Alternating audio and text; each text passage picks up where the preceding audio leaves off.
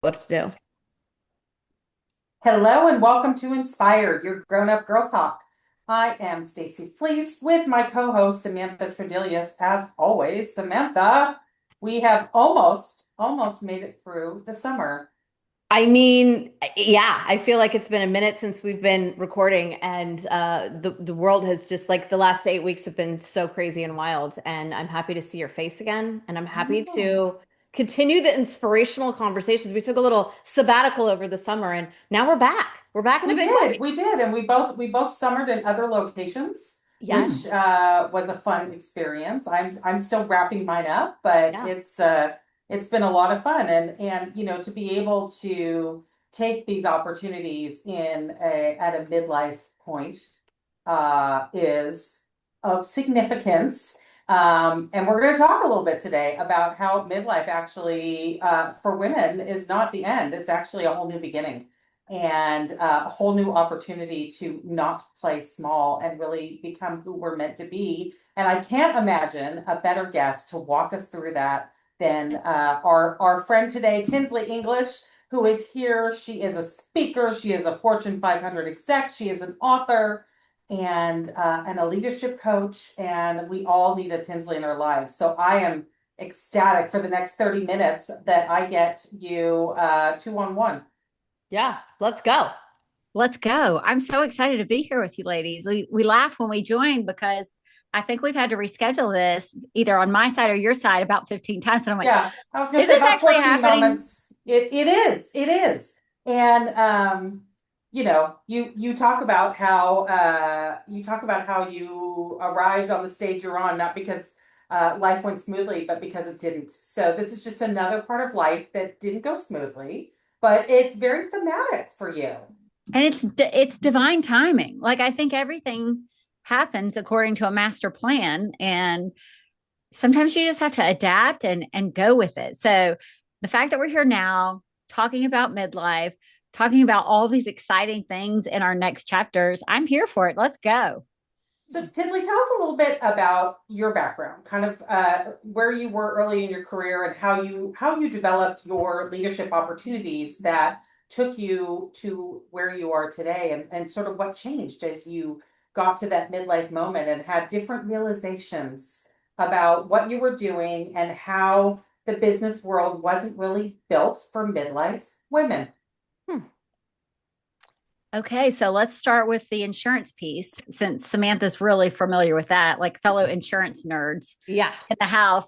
I did not know what I was going to do. We were just talking about college and daughters in college. I had no clue what I was going to do in college. I majored in international business, and I thought that entailed flying back and forth to Paris on the Concorde and wearing fabulous clothes and speaking French. There was just a couple of problems.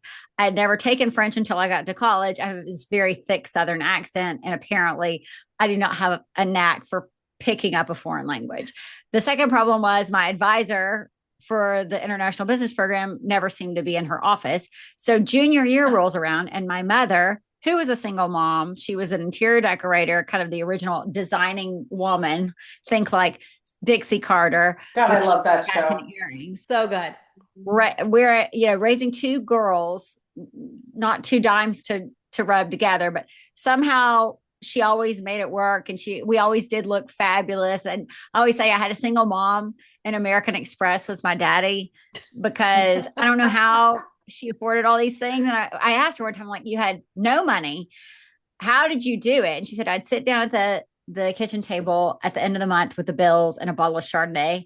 And after 2 or 3 hours, we'd figure out how to rob Peter to pay Paul, and the Chardonnay would be gone. And we'd all have a place to sleep for the night. And we'd go do it again the next day. So like super amazing role model, independent woman growing up was my muse. But mama called about junior year at University of Georgia and said, okay, like you think you're fabulous. You've been to France. You have no idea what you're going to do. So I'm going to make this real simple.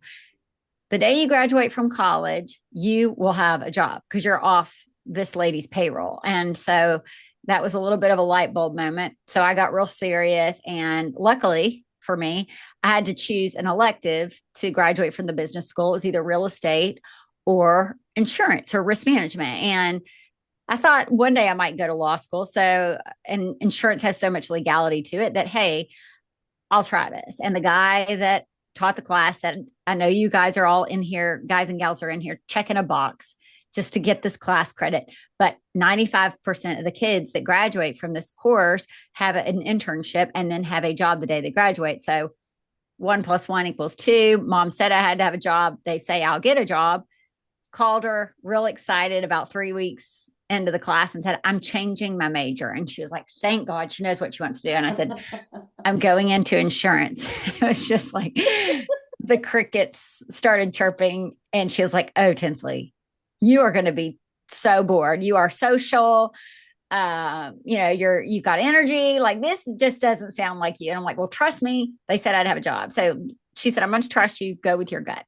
So I called her about 3 months into it and said, I've got an internship with the world's largest insurance brokerage, fully paid in San Francisco. And she said, this is obviously going to pan out. So long story longer, it's been 25 years of working my way, not even on a ladder, more of a mountain climb of this industry, pivoting from client service on the brokerage side to a few years on the carrier side, to operations, and then most recently in the learning and development space to kind of get to where I am, and lots of different t-shirts, learned a lot, met some amazing individuals, and really just came to love this industry so much after 25 years of rocking it out every day. Which I love your story so much because yes, we are kindred insurance girl spirits, but to be a woman that's gone the distance in the industry, I mean, that in its own right is a huge accomplishment because insurance and I think finance it's still a good old boys club. Oh yeah. Stacy's in the mortgage space and it's the same gig. And I think that, being able to stand tall and say, I've got 25 years in this world is pretty cool. So the first gold star to you, my friend, of the day. Well, thank you. And I will say, like, I love my guys in the insurance industry. My home guy is in the insurance industry as well. And I think some of the old guard is kind of, even though I love the old guard, there's a lot of elderly gentlemen in our industry that I absolutely love to death.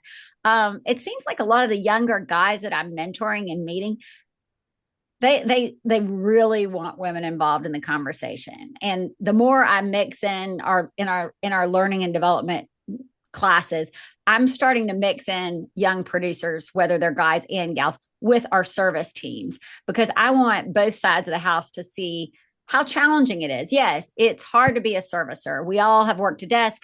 We've all been yelled at by producers or yelled at by underwriters. But it's hard to be an emerging producer as well. Like, it's hard to get out there and beat the streets when they're looking at you like you're 12 years old and you don't know what you're talking about. So I don't know. I'm really hopeful. When we say it's a male dominated industry, we know that over 60% of the actual headcount is women. I think that C-suite number, or even at the director level, I think that we'll see positive changes in the metrics in the next couple of decades. Well, I think we'll see positive numbers in the metrics because of people like you and leaders like you that are bringing women along, because you talk about where midlife is and we can talk about this openly because we're all there roughly. Midlife is where the most powerful chapters of leadership are written. So as you have worked through your 25+ year career in the insurance industry, which I always laugh, Samantha and I talk about this, like, none of us grow up saying, God, I can't wait to be an insurance salesperson, or I can't wait to be a mortgage broker. Like, that was not career day in my world ever. But yet here we are, these amazing industries, and they do provide some incredible opportunities. But I do feel a shift in what I feel like sometimes my contribution can be as I am in this different stage of my life. So kind of what shift did you feel in your world that then you went, aha, this is something that we need to translate for other women in business? So I think there was a few different shifts, and I talk about this career mountain. When you first start out on the bottom of the mountain, you've got your little gear, whether it's an insurance an insurance license or a degree in risk management or a mortgage brokerage license, a brokerage license. We think we've got all the tools, and then we look up at this big mountain and we've got immediately having imposter syndrome. Like, I'm not qualified to do this. How am I even going to make the first step on the mountain? But you do. And then a few years you get into it and you're a little bit higher up on the mountain and you're more of an individual contributor. And you say, well, I know how to do X, Y, and Z, and I'm the best in our industry at X, Y, and Z, but I'm afraid to do, try B or C because I don't know how to do that. So you're like stuck in this perfection paralysis. You don't want to try anything new. And then you move a few steps up the mountain and you look around and you're not the only one on the mountain anymore. You've got people looking up to you and depending on you. And if you're anything like I was so proud of what I accomplished and my reputation that I had delegation anxiety, and I was like death gripping the tasks and the things that I had built my reputation on. So I didn't want to give things away. And I really had to hire a coach to tell me, Tinsley, you are a leader, but you're not a very empathetic one. And that was a real gut punch for me because my team knew that I loved them, but I didn't love them in a way that they could just be them. I loved them in a way that was my way or the highway. And so I really had to do, and that was the first time I really had to look myself in the mirror and say, what kind of leader does Tinsley want to be and what kind of legacy? And I had to change how I led myself and how I was leading those folks. And then when you think you have it all figured out, life throws a curveball at you. So I've got this great team. I'm doing my thing. I'm, climbing the mountain. And then my hormones and my health tapped me on the shoulder and said, hey, sweetheart, like, we're about to rock your face off. Like, we're about to rock your world. And unfortunately, at the time I was going to an OBGYN that really was placating me and not listening to the fact that, for lack of, holding anything back, that I'd just been bleeding constantly for 6 months. And I finally got an appointment to get a second opinion with the doctor. And between here and there, I just passed out cold on my kitchen floor one morning because I was bleeding to death essentially and had to be rushed to the hospital. And luckily that second opinion doctor met me and she said, we are going to go ahead and take your uterus out like ASAP because you have no blood left in your body. And if we don't do that, you will, you're probably going to bleed to death. And so they did that. I got that stupid uterus out. I always say I've got 99 problems and my uterus isn't one of them. That's fantastic. I love my uterus, and I'm so glad that B is gone. Like, seriously, they are great little, organs. They hold our babies, but after we have babies, like, you really don't need them anymore. They're just a bag of trouble. Yeah. So I was so glad to get rid of her. But then, 3 months later, I'm sitting on the couch and I feel like somebody had turned the heat on.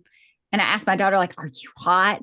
And then the brain fog coupled with the anxiety, and I start to feel like I'm going crazy at work. Like, I can't remember some facts and figures that I used to recite off the top of my head. I can't remember where my reading glasses are because I've got them on the top of my head. I'm talking on my phone and I'm asking where my phone is. So those types of things where traditionally women, we would have just laughed at them. I laughed at my own mom, which is kind of shameful, but going through something like that made me realize that there's a lot of people out there in not just our community, but any community saying women get to a certain place and they burn out and they're quietly quitting. Well, I challenge that and say, but what if it's not them? What if that's not their choice? And what if they're not really tired? What if it's that their hormones are hijacking their career? And that was kind of a long-winded answer to a question, but that's essentially how the second book was birthed.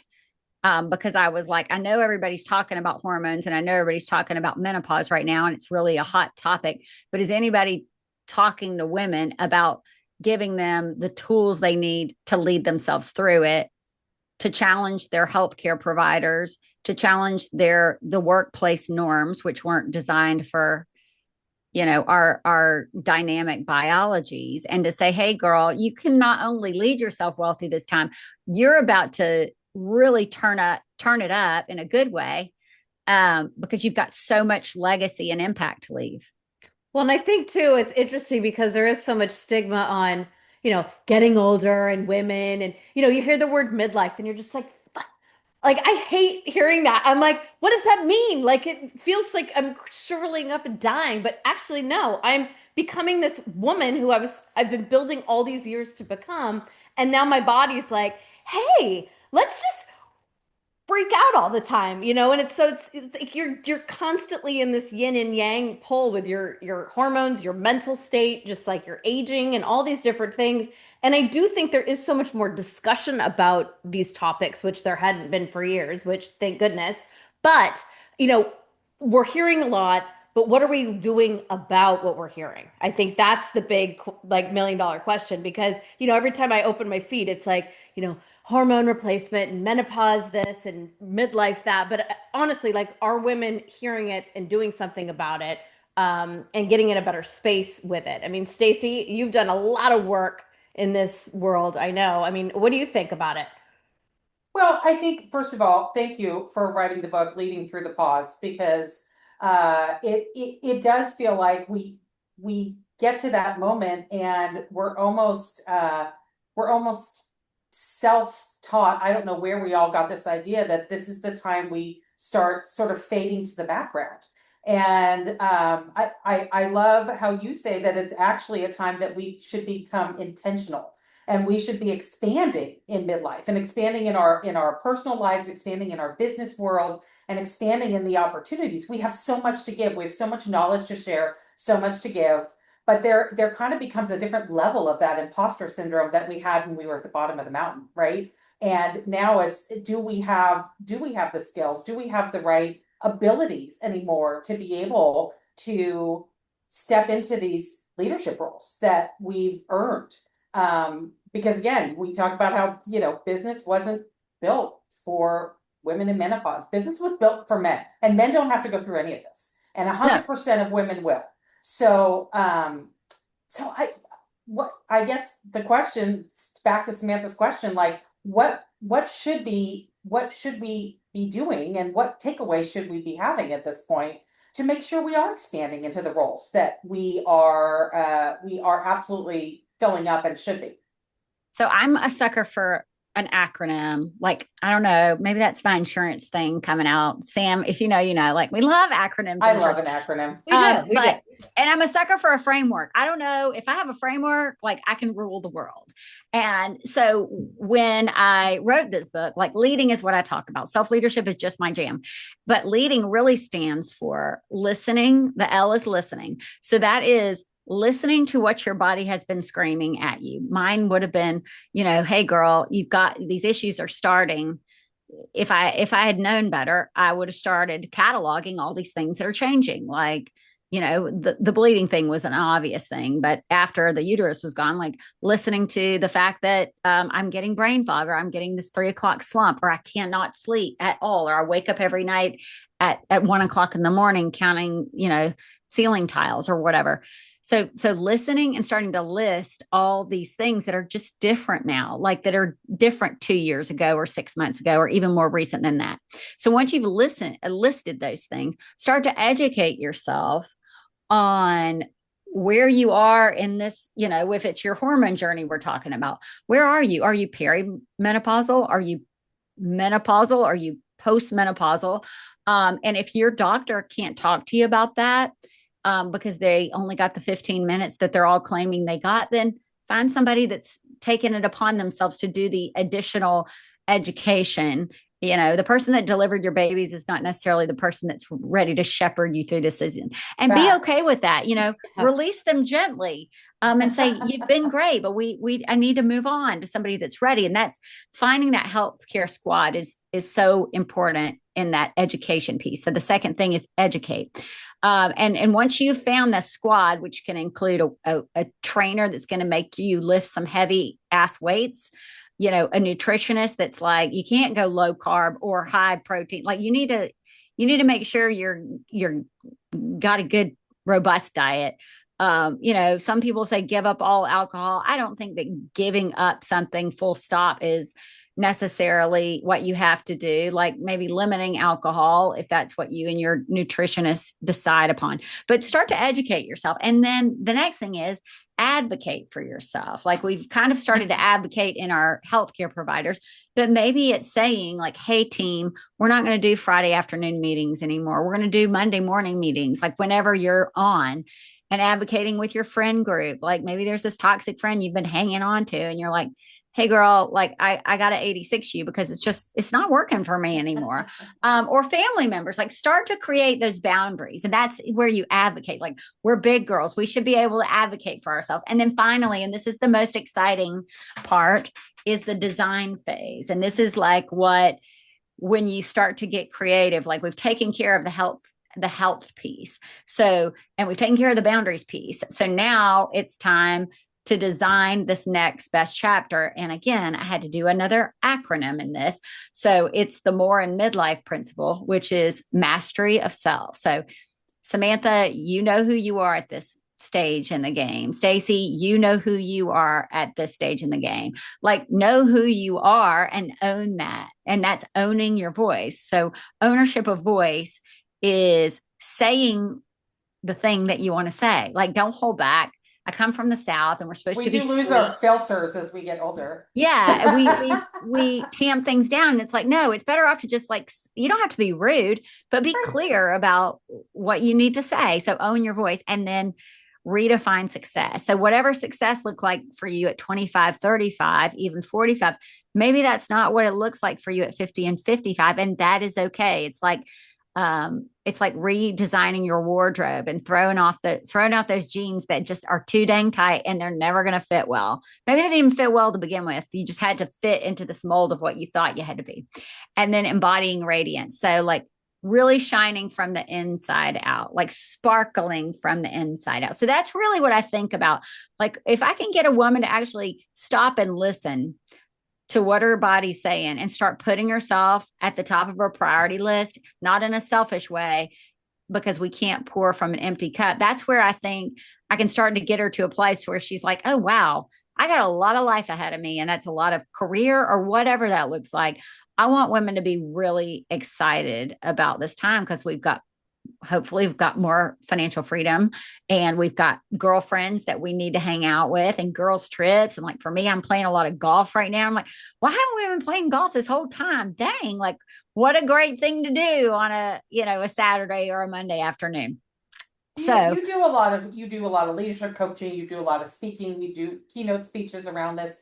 Do you find that women are struggling to have that level of enthusiasm?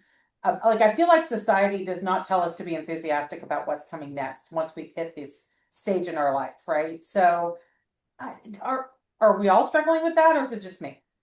no, I think everybody struggles with it because society has told us how we're supposed to be. But I'm going to say, like, call BS on society. Society is not putting, you got to look yourself in the mirror every day.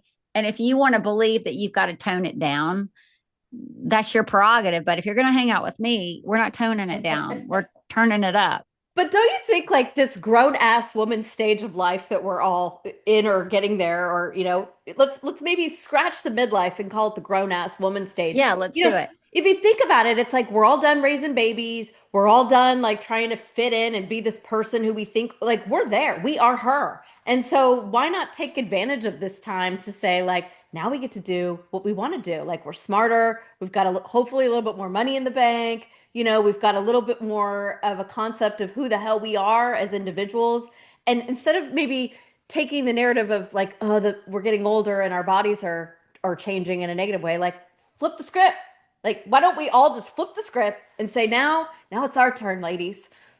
Let's get out there. And you might have to grab one of your girlfriends, like Samantha, you have no problem flipping the script. Like we might have to, if Stacy was like, I'm not sure about it, we just got to grab her hand and be like, well, you can get ready as I drag you along because you're coming with us because we're going to Cabo, right? Like, I just think that for the ones that are not ready, we have to just model that it's okay. And like, I say this to young girls too, everything great is on the other side of fear. Everything fun is on the other side of fear. So like, do you want a fun life or do you want the life that everybody thinks you should have?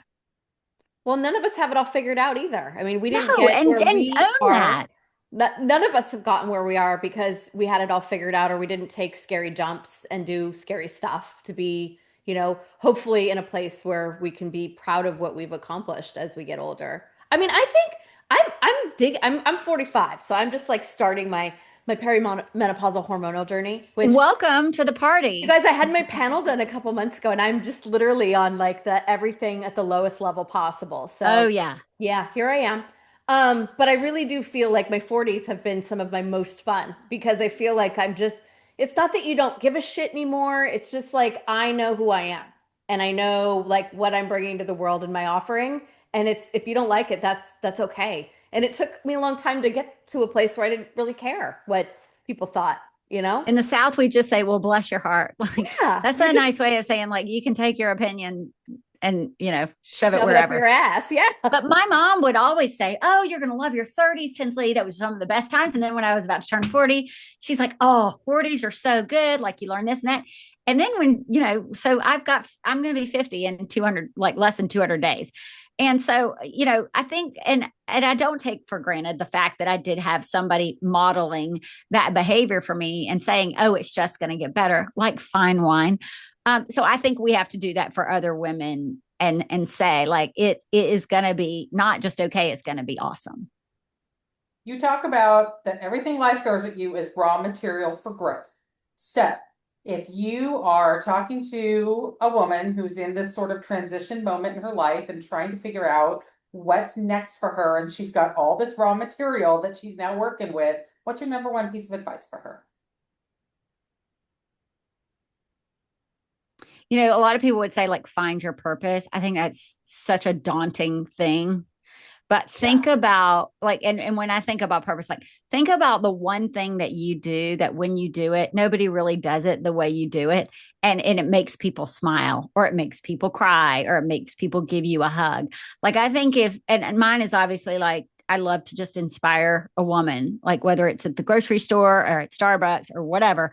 God always just drops her in my lap. I never know where she's going to show up every day. I just ask him every day, like, show me somebody that needs my help. Like, I think if you can really tap into that thing that is a gift, and if you haven't thought about it, like work through it. I've got a couple of resources that I'll share that you can share with your audience. But like once you know what your unique contribution is, do more of that. And you'll start to see that like we're not all here randomly. We are here in this time and place because we've got something to give. And like when you learn how to give something genuinely and from your heart and you see it lighting other people up, like it just, you walk with a little more swagger. So I'm like, if your kids are starting to move out, you're going to have more time. Don't sit there and like, no shade on the mahjong mamas because they're finding that too. Like maybe you're teaching mahjong, maybe you're I'm learning to not play. doing that. I'm not doing pickleball. It's too I'm not much doing brain. I'm mahjong. trying I'm to not learn golf. doing. That's a lot too. But find your thing and like do it because when you're giving that thing away, you're filling somebody's cup and like your life will change. I love that so much. And I mean, anyone that knows me and Stacy as well, I mean, that's what we Oh do. yeah. We do a lot of that around here. We do. But I will say, like, for every time you do something good or, have that powerful, impactful moment for another person, it's like all of the things that are messy and complicated in life tend to, it's not that they're not there, but they just seem a little lighter sometimes. And if I like when my life gets tough, I lean real into the good because that sentence to like get my mind focused in a better direction. And then I can deal with this cluster of nonsense. And that doesn't necessarily work for everybody, but that really has always kind of worked for me. But I do feel like it does, I don't know, it just kind of balances the scales in a different way, in a good way. So I love that you're mentioning that. TinsleyEnglish.com is where we can find our girl. And I mean, you got to follow her on the gram, guys, because she's out there. She's got great golf outfits. She's doing the things. She's making me. Also, we need to mention Tinsley's ultra color coordinated closet. It's amazing. Like you had all the clothes. It's in the background. No, My daughter started me on that color coordination. It looks fantastic. I closet envy. I'm just like closet goals. Hashtag.